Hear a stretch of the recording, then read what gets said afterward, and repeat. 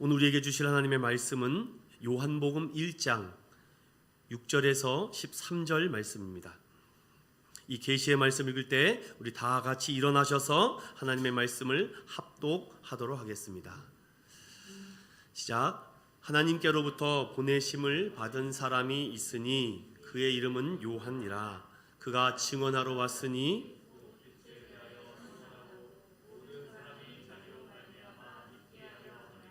그는 이 빛이 아니요 이 빛에 대하여 증언하러 온 자라. 참 빛 곧 세상에 와서 각 사람에게 비추는 빛이 있었나니 그가 세상에 계셨으며 세상은 그로 말미암아 지은 바 되었으되 세상이 그를 알지 못하였고 자기 땅에 오매 자기 백성이 영접하지 아니하였으나 영접하는 자 곧 그 이름을 믿는 자들에게는 하나님의 자녀가 되는 권세를 주셨으니 이는 혈통으로나 육정으로나 사람의 뜻으로 나지 아니하고 오직 하나님께로부터 난 자들이니라. 아멘. 하나님의 말씀을 증거할 때마다 제 안에 두근거림과 긴장이 있습니다. 여러분 어떻습니까? 오늘 어떤 하나님의 말씀을 들을 수 있을까 기대하는 마음으로 찾아오셨습니까? 저는 항상 그런 마음으로 한 주간을 보냅니다. 이 시간 하나님의 말씀을 통해서 크신 은혜와 말할 수 없는 축복을 체험하게 해달라고, 그리고 예배를 준비하는 손길들을 보면은 또 그날 부어주시는 하나님의 은혜가 있는 것 같습니다. 우리 찬양팀, 또 우리 기도하시는 분들, 또 여러 봉사의 손길들을 보면은 우리가 아직 많은 일을 하진 않지만 그 안에 숨은 조력자들과 봉사자들, 그런 이름도 없이 빛도 없이 섬기는 분들을 통해서 우리 인천은ion교회가 이렇게 성장해 가고 있구나. 이건 하나님의 은혜가 아니면 설명할 수 없구나. 그런 가운데 제 안에 부어주실 하나님의 크신 은혜를 매주 기대하는 마음이 있습니다. 설교를 전하는 자나 또한 듣는 자가 동일하게 하나님의 은혜를 사모해야 되죠. 그러면 시너지 효과라고 할까요? 그런 은혜가 있을 것 같습니다. 요한복음을 전하는 이 시간을 통해서 저도 하나님의 은혜가 임하고 여러분은 더블로 임할 수 있도록 주님의 이름으로 축원합니다. 하나님의 말씀, 오늘은 요한 예수님 만나기 두 번째 이야기로 제목을 따라해 보겠습니다. 나는 그날 예수님을 영접했다. 인생을 점수표로 매긴다면 여러분은 몇 점짜리 되겠습니까? 엄마로서, 아빠로서 나는 지금까지 살아오면서 몇 점 정도 될까? 이런 어플들이 있더라고요. 당신의 인생 성적표. 여러분, 제가 이걸 다운받으려고 그랬는데 참 할 수가 없어서 여러분들에게 참고사항으로, 누구나 인생의 성적표를 빵점 맞고 싶은 사람은 없습니다. 다 100점 맞고 싶어 하죠. 100점짜리 엄마, 100점짜리 아빠, 100점짜리 아들과 딸이 되고 싶은 것은 다 동일할 것입니다. 그런데 생각처럼 그렇게 잘 안 되죠. 제가 초등학교 다닐 때는 성적표라는 것이 있어서 부모님께 갖다 드리죠. 수, 우, 미, 양, 가. 최근에 어떤 프로그램을 보니까 아빠의 성적표를 보고 싶다고 해서 학교를 찾아가는데, 야구선수 홍성은 씨 아시죠? 그래서 아들과 함께 학교를 찾아가 선생님을 만났습니다. 그래서 아빠의 성적표를 보고 싶어서 선생님이 성적표를 갖다 주는데 가가 양가가 이렇게 되는 걸 보고 굉장히 마음이 힘들었던 것 같습니다. 그래서 그 아들에게 가가 제일 잘했다는 것이야. 너 가나다라 마바 살지. 그때 가가 제일 크게 앞에 있지 않느냐. 그런데 어르신들과 수미양가를 성적표를 받아보신 분들은 가가 제일 못했다라는 걸 아십니까? 수가 제일 좋은 건데. 그런데 그 아들이 와, 가가 많은 것을 보고 우와, 우리 아빠 공부 진짜 잘했구나, 이런 얘기를 보면서 선생님도 아빠도 서로를 자존심을 세워주려고 하는 그런 모습을 보면서 하나님이 나를 볼 때 나는 몇 점짜리일까 그런 고민을 잠시 하게 되었습니다. 사람은요, 웬만해서는 변하지 않습니다. 자신이 배워왔던 이 습관, 학식, 지식, 지혜가 이미 자리 잡고 있기 때문에 잘 변하지 않아요. 변하고 싶어도 어렵습니다. 때로는 어떤 황당한 사건과 충격적인 일을 경험해서 내가 새롭게 변화가 되고 이제 과거를 버리고 이제 새롭게 시작해야지.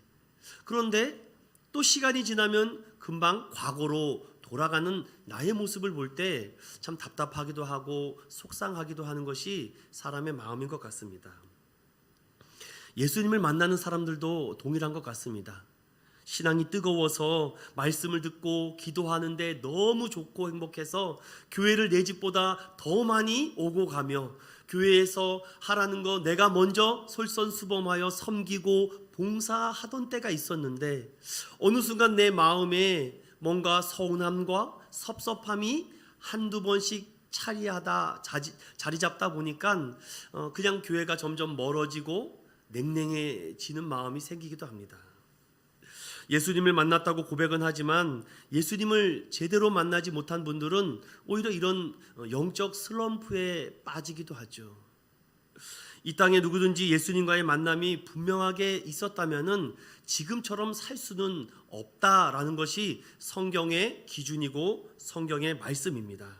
강한 자든 약한 자든 잘났든 못났든 위대하든 못났든 살아계신 하나님을 경험하면 그 모든 인생이 100점짜리 인생 아닐까요? 파스칼이라는 철학자가 있습니다. 그 철학자는요, 인생을 세 가지로 나눠봤는데 이렇게 나눴습니다. 첫 번째, 하나님을 찾고 만난 사람이 있다고 합니다. 정말 행복한 사람이겠죠? 두 번째로는 하나님을 찾고 찾았으나 만나지 못한 사람이 있다라고 합니다.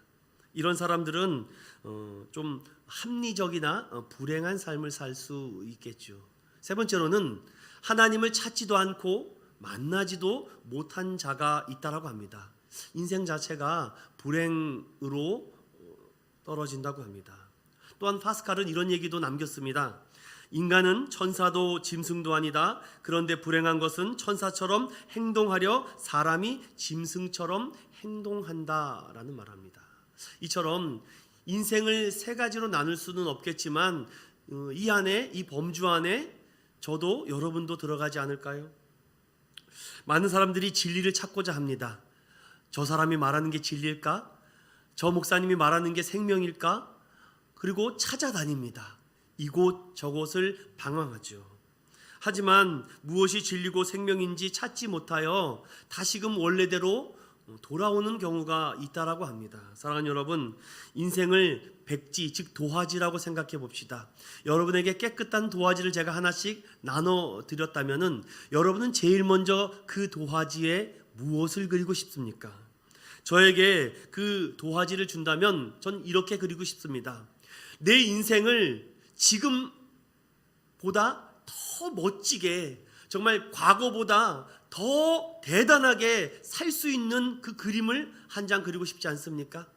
성경에 수많은 말씀이 있지만 그 한 말씀을 뽑자면 저는 고린도전서 15장 10절의 말씀인 것 같습니다. 다 같이 읽어볼게요. 시작. 그러나 내가 나 된 것은 하나님의 은혜로 된 것이니 내게 주신 그의 은혜가 헛되지 아니하여 내가 모든 사도보다 더 많이 수고하였으나 내가 한 것이 아니요 오직 나와 함께 하신 하나님의 은혜로라. 아멘.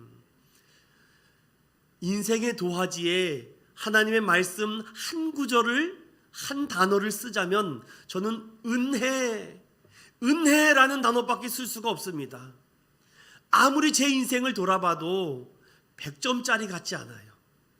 그래도 양심껏 30점? 아니, 좀 너무 심했나요? 60점? 우리는 스스로 누군가 내게 점수를 매기는 거, 평가하는 거에 대해서 극심한 저항이 일어납니다. 그런데 오늘도 주님께서 우리에게 등급을 매기고, 너 참 잘했어, 믿음 플러스 하나, 너 참 오늘 되게 잘했네, 별 하나, 이렇게 주신다면은 구원받을 사람이 누가 있겠습니까?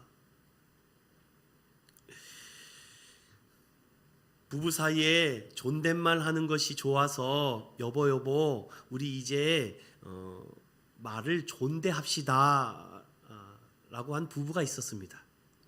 그래요? 그러면 내가 당신에게 존댓말을 할 테니까 내 소원 하나 들어주시오. 무엇인데요? 그러면 내가 존댓말 해줄 테니 나랑 함께 교회 가자고. 그까짓 거 뭐 못하겠는가 라고 이 여인이 교회를 갔습니다. 그런데 무슨 말을 하는지 도대체 알아들을 수가 있어야죠. 이 사람은요 44년 동안 하나님을 부정했던 사람입니다.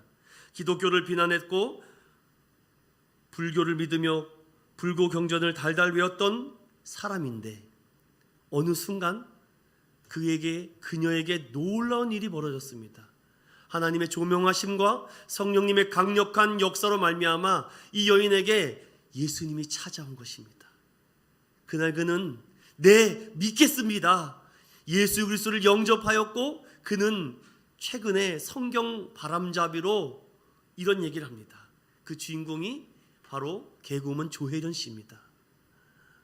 천지를 창조하신 하나님이 내 아버지라는 사실이 내 가슴에 깊이 들어올 때 말할 수 없는 눈물과 참을 수 없는 이 감동이 그녀에게 찾아왔다고 합니다. 그녀의 책 중에 반전의 하나님이라는 글이 있는데 참 귀감이 되고 바쁘신 분들은 유튜브에 간증하는 것들이 있으니 한번 들어보십시오. 그녀가 이렇게 말합니다. 자신이 가난했던 어린 시절 연예인으로 살았지만 하나님을 모르고 방황했던 시절 예수님을 만나게 된 계기를 통해서 그 책 속에 잘 녹여놨습니다. 그녀와 가장 친했던 한 사람이 어느 날 한 통의 전화를 받습니다. 그 전화를 받는데 그 수화기 속에서 들려오는 상대방의 그 고백 속에 눈물이 활칵 쏟아졌다고 합니다. 언니, 나 교회 등록했어요. 나 이 교회에서 열심히 섬길 거예요. 나 이 교회에서 하나님 말씀 들을 것입니다. 그때부터 이 조혜련 씨가 성경을 파기 시작했고 인생의 주인이 주님으로 바뀐 이야기를 하게 됐다고 합니다. 그녀가 이렇게 얘기해요.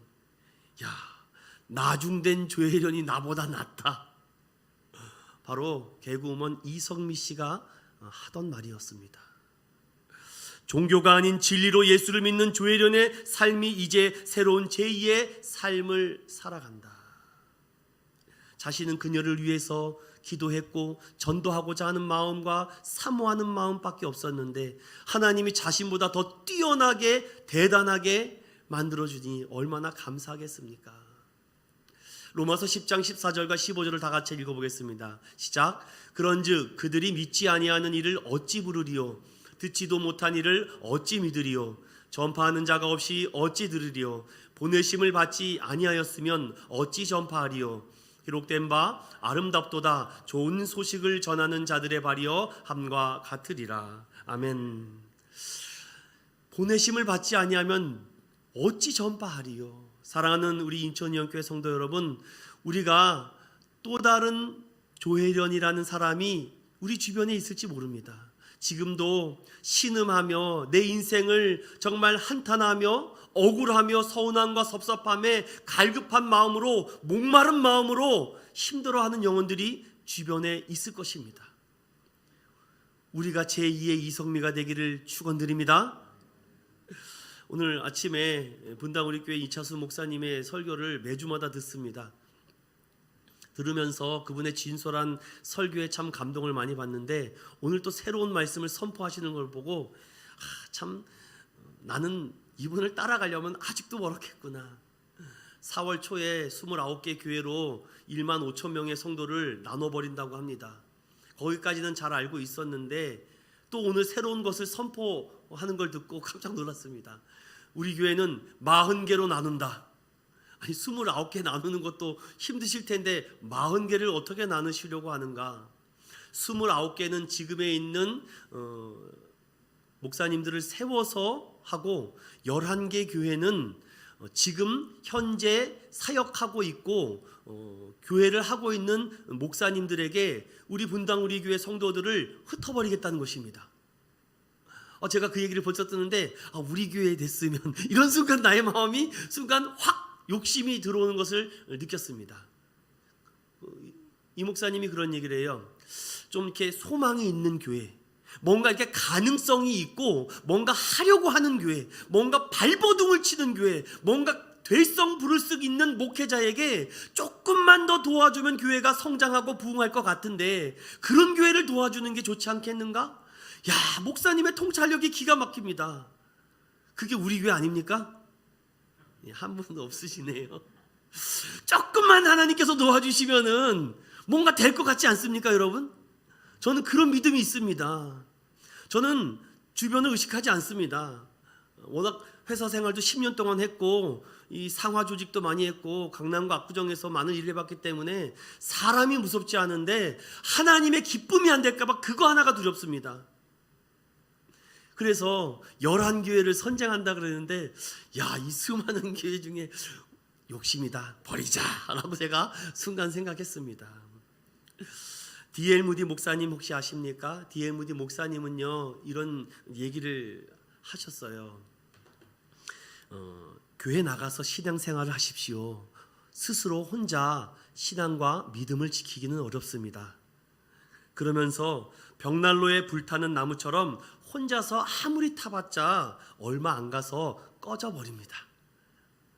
그런데 불타는 나무가 많으면 많을수록 그 불의 힘은 엄청난 힘과 파괴력을 가진다. 저는 이 D.L. 무디 목사님의 말에 소망이 생깁니다.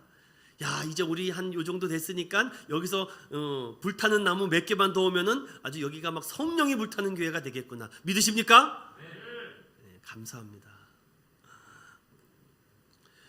오늘 이 요한복음의 말씀은요 기승전결이 없습니다. 뭔가 서론본론 결론을 말하는 것이 아니라 바로 본론으로 들어갑니다. 태초에 말씀이 계셨다. 다른 마테마가 누가처럼 어떤 서론적으로 자자잔 이런 뭔가 긴장감이 있어야 되는데 긴장감이 없고 바로 폭발합니다. 빵! 여러분 6절을 보십시오. 하나님께로부터 보내심을 받은 사람이 있으니 그의 이름은 요한이라. 아니 요한에 대해서 뭔가 설명을 해야 될 거 아닙니까? 요한은 어디서 태어났고 어디 출신이며 무엇을 공부했으며 어디에 스펙이 있으며 이런 설명을 해야지 요한이란 사람이 역시 성경에 기록될 만해 라고 우리가 공감이 될 텐데 설명이 없습니다. 단 하나의 설명은 하나, 하나님께로부터 보내심을 받은 뭐라 그럽니까? 사람. 저는 이 말씀을 묵상하다가 이 요한복음을 기록한 사도 요한이 왜 세례자 요한을 이렇게 기록하고 있을까? 어떤 의도가 있을까? 어떤 목적이 있을까? 라고 묵상하는 가운데 한 주석가가 쓴 글이 굉장히 공감이 됐습니다. 이런 글입니다. 사도 요한은 세례 요한이 예수님이 오시기를 예비한 겸손한 사람이었다. 하지만 그 목적이 끝이 아니다. 그 이상을 지금 말하고자 사도 요한은 집필한 것이다 하며 이런 얘기를 합니다. 사도 요한은 세례자 요한은 절대 빛이 아니다. 그는 사람이다. 그러면서 부제로 이런 글귀를 밑에 달아놨는데 엄청 은혜가 됐습니다. 요한은 위대한 일을 했고 그는 짧은 생애를 살았으며 정말 예수 복음 전하다가 목이 잘려 순교하였지만 그는 빛이 아니다. 그를 믿어서 구원 얻을 수 없다. 바리새인은 율법을 능통하고 구역의 모든 말씀에 정통하고 경건하고 유익하고 도덕적이고 윤리적으로 살았지만 그들을 믿는다고 구원 얻는 것이 아니다. 주변에 수많은 유대인들과 경건한 사람들이 많이 있다고 해도 그들을 따른다고 해서 우리가 구원을 얻는 것이 아니다. 동일하게 세례자 요한은 아무리 위대한 일을 하고 많은 경건한 활동과 물로 세례를 많이 주었다고 해도 요한을 따라가면 구원을 얻을 수 없다. 그러며 그는 하나님께로부터 보내심을 받은 사람이라고 주석한 것을 보고 너무 은혜가 됐습니다. 그렇지, 교회의 주인은 목사가 아니지. 교회의 주인은 예수님이지. 그렇지, 맞아. 내가 다른 것으로 승부하려고 하니까 자꾸 욕심이 생기는구나. 다른 것으로 승부하지 말고 오직 세례자 요한이 승부했던 것은 참빛 곧 생명의 빛이신 예수 그리스도만을 전파하는구나. 그때 교회가 살아날 것이고 그때 영원히 살아날 것이라는 분명한 믿음이 있었다는 것입니다. 사랑하는 여러분, 오늘 이 세례자 요한은요 얼마나 소신 있는 사람입니까? 얼마든지 자신의 무리들이 많아지면요 큰 건물 세우고 싶지 않습니까? 야, 내가 오늘은 10명 세례를 줬는데 이 소문을 듣고 야, 세례자 요한 선생님을 따르면 우리의 마음과 영혼이 너무 편안해. 그분의 설교를 들으면 너무 행복하고 내 마음이 평안해. 우리 내일도 세례자 요한 선생님의 설교 드리러 갑시다. 내일은 100명이 찾아오네요. 내일은 500명이 찾아오네요. 내일은 1000명이 찾아오네요. 그러면 사람은 왜 욕심이 안 생기겠습니까? 건물도 생기고 세우고 싶고 교육관도 만들고 싶고 무슨 버스도 만들어서 막 돌리고 싶고.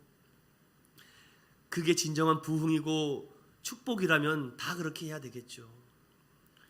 그러나 그 가운데 살아계신 참 빛인 예수가 희미해진다면 다 물거품입니다.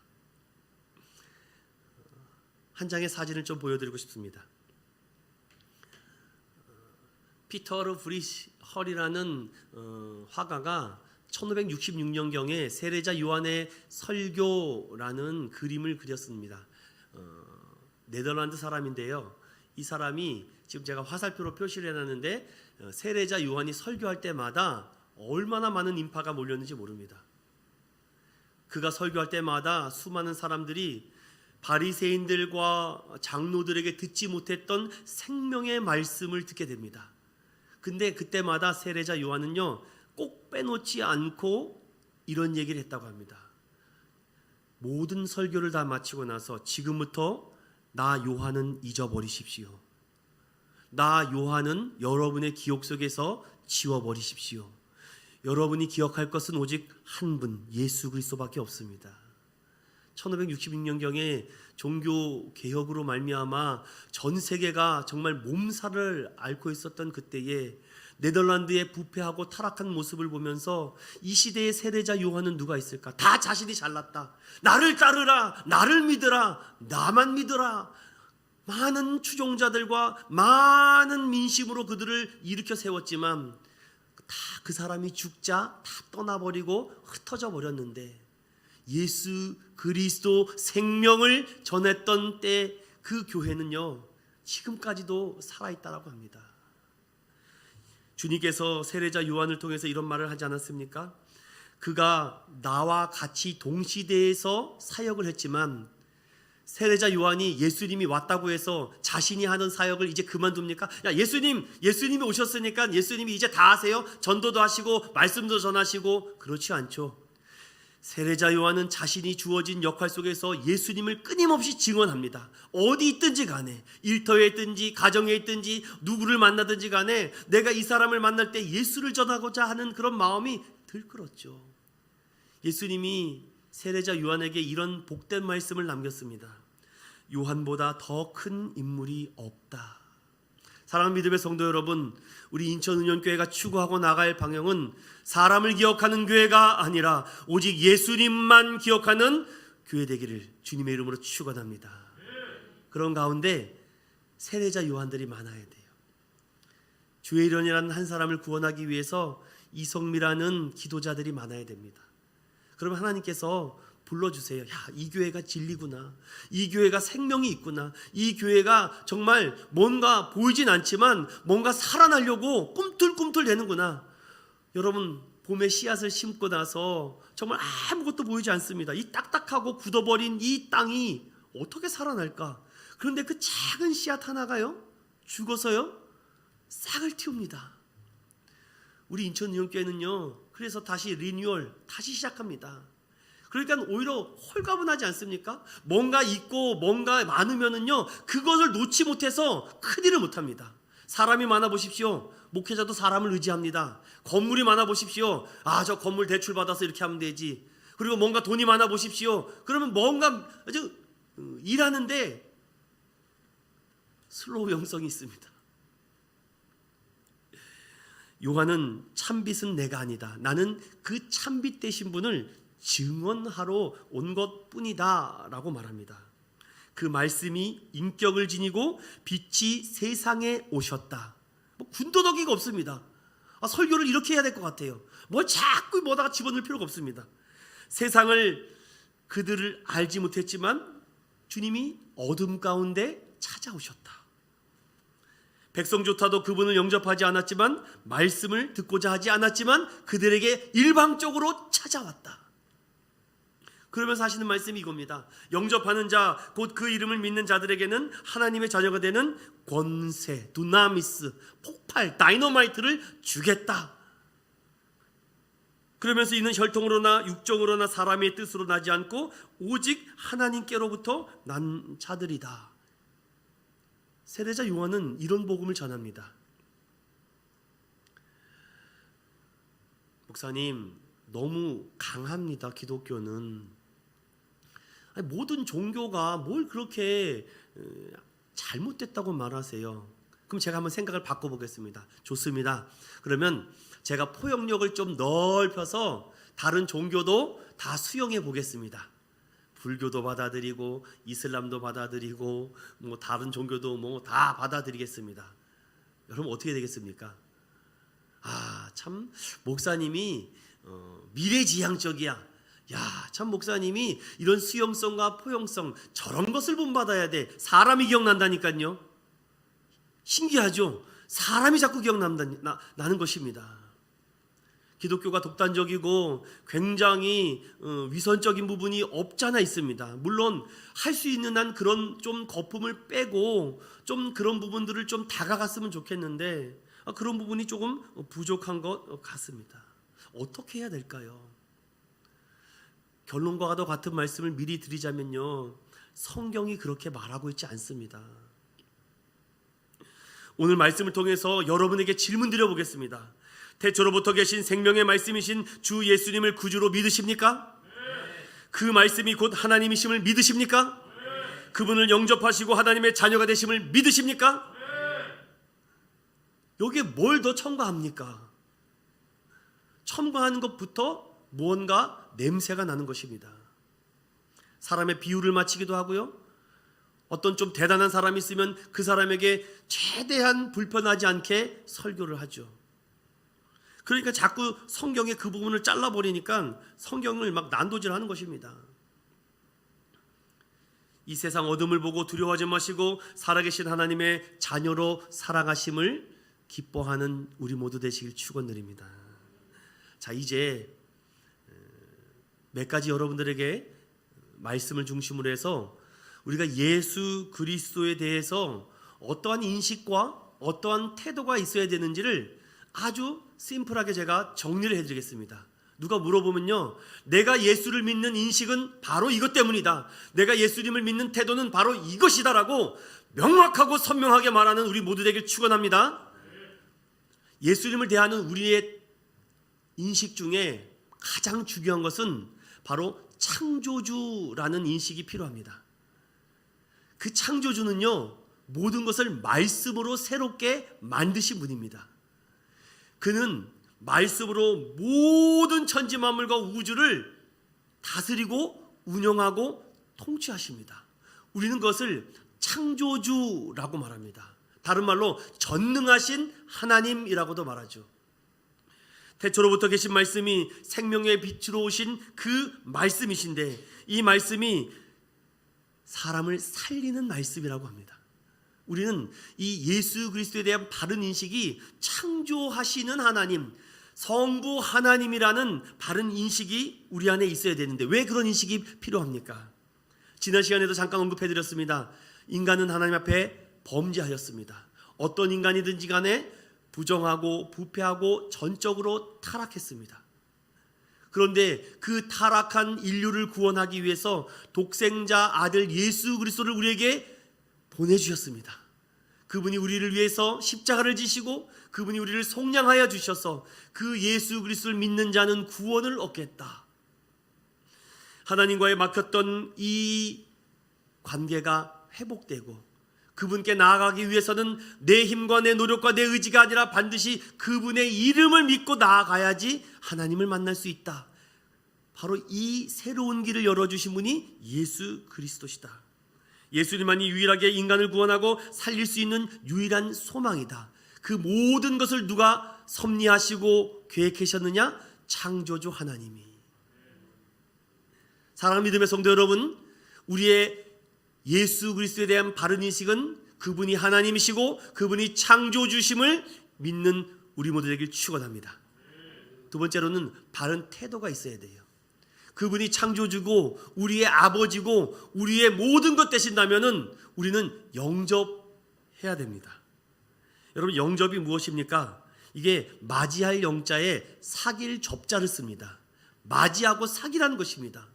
자, 내가 몰랐던 어떤 비밀을 알았습니다. 내가 감히 접근할 수 없는 어떤 초월한 힘을 제가 경험했습니다. 그런데 그 초월하는 초월자가 우리에게 이렇게 얘기합니다. 너 할 거 없어.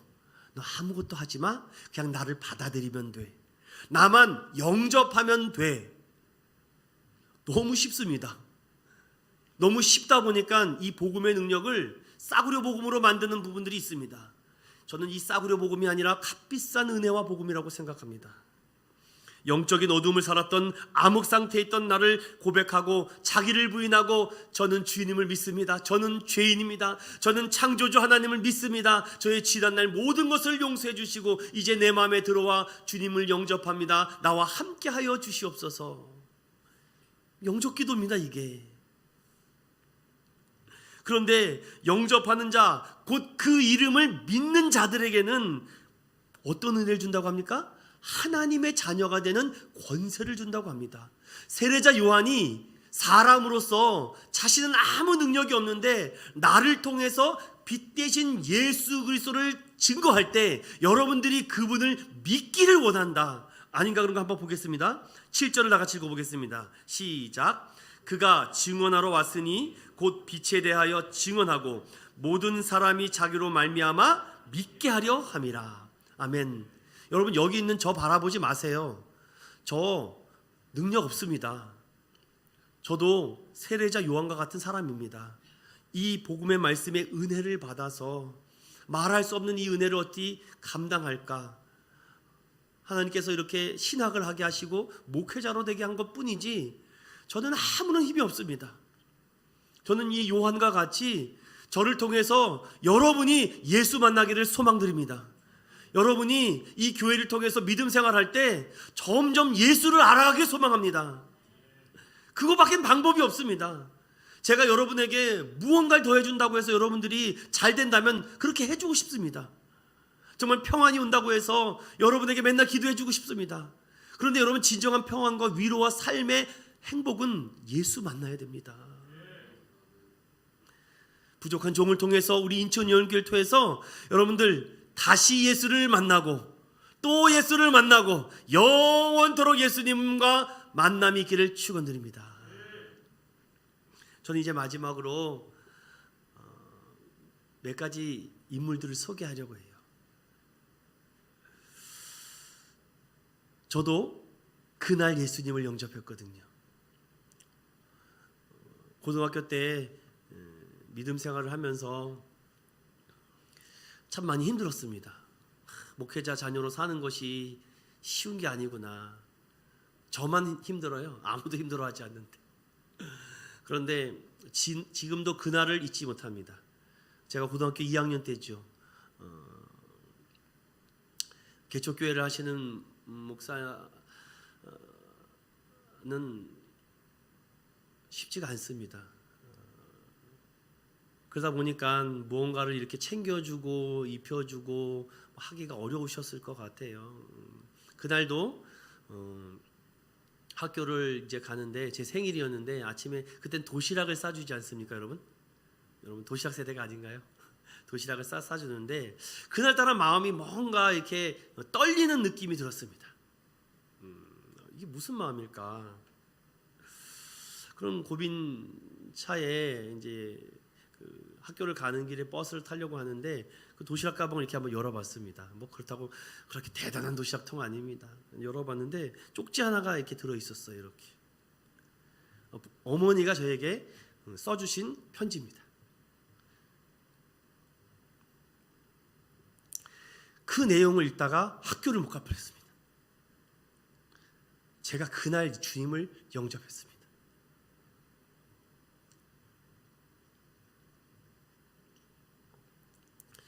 아무도 나를 믿어줄 것 같지 않다라고 생각했는데 나를 믿어주는 사람이 한 명 있구나. 그래, 해보자.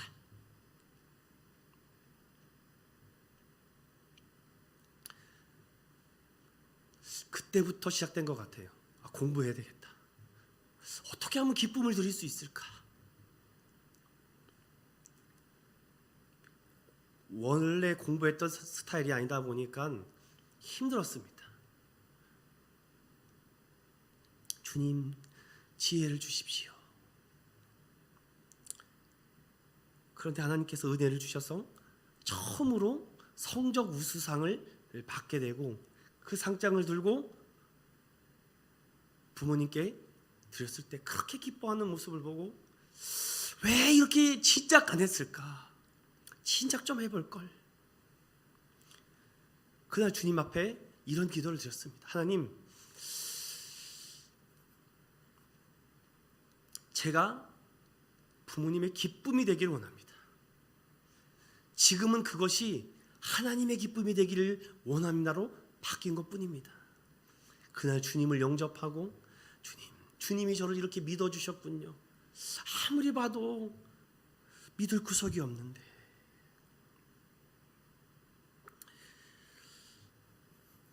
사랑하는 믿음의 성도 여러분, 우리의 생일이 있지 않아요? 그처럼 주님을 만난 그날이 있어야 됩니다. 그 만남의 힘이 지금까지 우리를 이끌어줍니다. 여러분은 어느 날 주님을 만나셨습니까?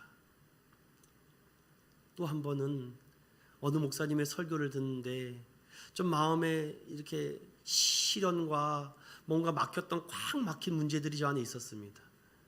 근데 그분이 이런 말씀을 해요. 사랑하는 성도 여러분, 하나님이 얼마나 사랑이 많은 줄 아세요? 여러분이 믿고 있는 것보다 하나님이 여러분들을 더 믿고 기다려주고 있습니다.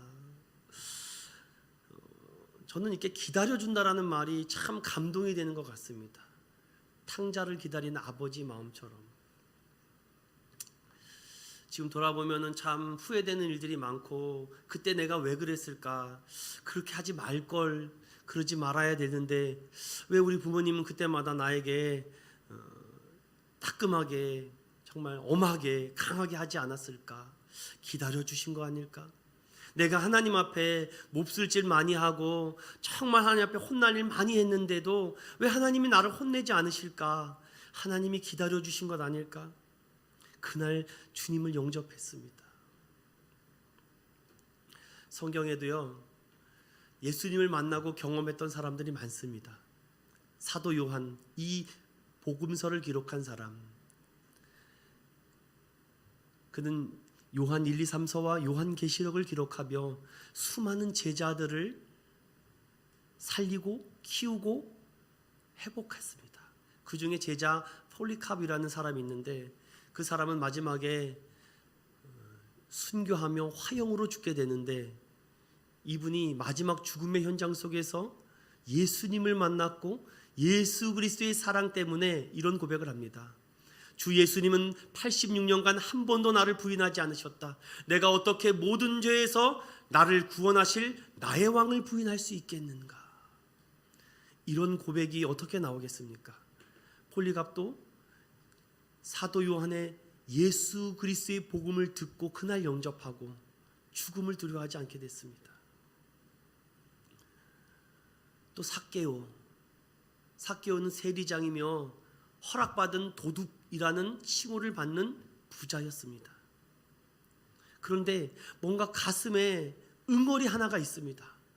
풀지 못한 이 덩어리, 암덩어리 하나가 이게 해결이 돼야 되는데 사람도 없습니다. 친구도 없습니다. 만날 사람도 없습니다.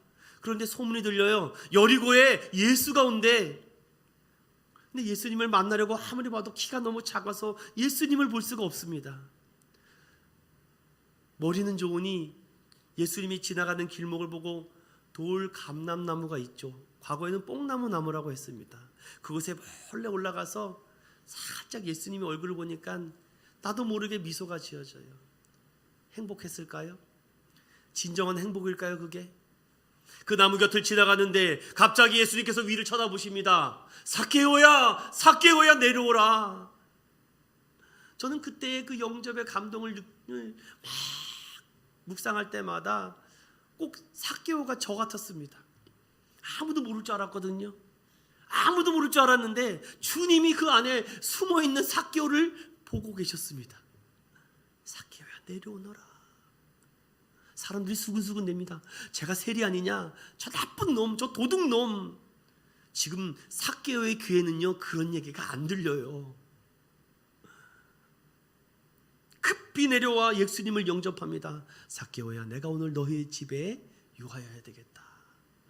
저는 막 이 삭개오가 막 눈물을 쫙쫙 흘렸을 것 같아요.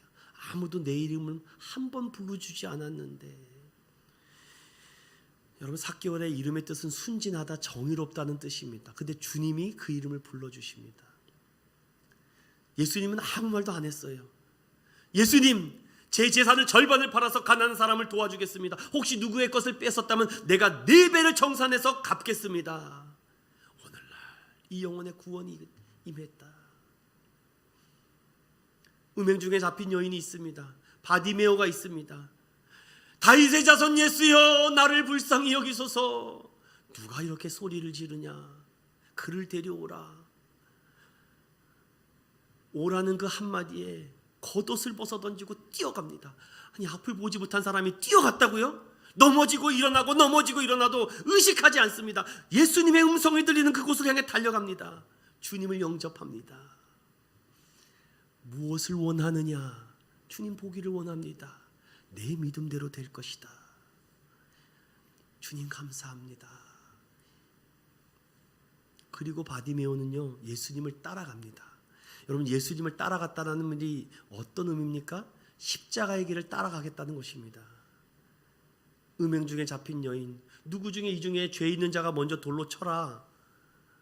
모세의 율법이냐, 가이사의 법이냐, 로마 법이냐, 아무도 거기서 말을 못하고 양손에 돌멩이를 주고 지금이라도 당장 돌을 던져 저 여인을 죽이려고 하는 그 수많은 인파들, 주님께서 땅바닥에 글을 씁니다. 던져라. 너희 중에 죄가 없다라고 생각하는 자. 그 말을 이해하고 은혜 받은 사람은 그 돌을 내려놓습니다. 그리고 하나둘 떠나요. 1대1로 예수님과 여인만 남습니다. 나도 너를 정죄하지 않겠다. 주님은 윤리와 율법보다 하나님의 은혜를 그녀에게 선포합니다. 하나님의 말씀만이 생명을 살립니다. 자신을 살립니다. 죄의 문제를 심각하게 느낍니다. 이 외에도 성경에 얼마나 많은 사람들이 주님을 만나고 주님을 영접했을 때 하나님의 자녀가 되고 권세를 받았는지 모릅니다. 성경에 또 그 여인에게 이런 얘기를 합니다. 우리 요한복음 8장 12절을 다 같이 읽어보겠습니다. 시작. 예수께서 또 말씀하여 이르시되 나는 세상의 빛이니 나를 따르는 자는 어둠에 다니지 아니하고 생명의 빛을 얻으리라. 아멘. 사랑하는 믿음의 성도 여러분, 오늘 이 말씀처럼요 우리는 다 세례자 요한입니다. 예수 그리스도의 그 빛을 전하러 온 증언자들입니다. 사람을 기억하지 맙시다.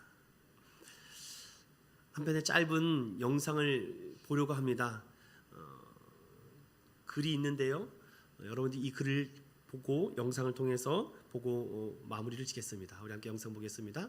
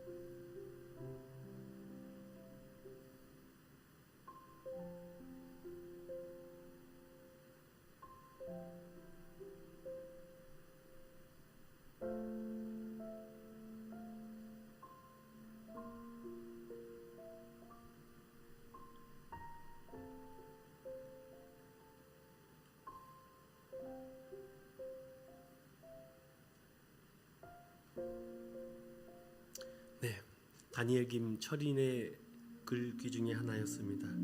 결론의 말씀입니다. 우리가 하나님을 알게 된 것은 주님이 먼저 우리를 찾아오셨기 때문이죠. 기다림. 여러분 얼마나 힘드셨습니까? 아무도 나를 알아줄 것 같지 않고, 나 혼자 있는 것 같고, 나 혼자 신앙생활하는 것 같고, 나 혼자 예배하는 것 같고, 나 혼자 기도하는 것 같은데, 여러분 주님은 한 번도 우리를 홀로 혼자 내버려 둔 적이 없습니다. 여러분들이 믿음이 없을 때에도, 여러분들이 염려하고 근심하고 걱정하고 있을 때도, 두려워하고 많은 생각과 세상의 점수와 등급에 시달릴 때도 주님은 함께 하셨습니다. 주님 어찌하여 나를 위해 십자가 지셨습니까? 저 같은 자를. 은혜 아니면 설명이 안 됩니다. 사랑 믿음의 성도 여러분, 주님은 우리에게 의와 생명을 주시기 위해서 아낌없이 물과 피를 흘려주셨습니다. 여러분은 어느 날 예수님을 영접하셨습니까? 누구의 복음의 말씀을 듣고 주님을 만나셨습니까?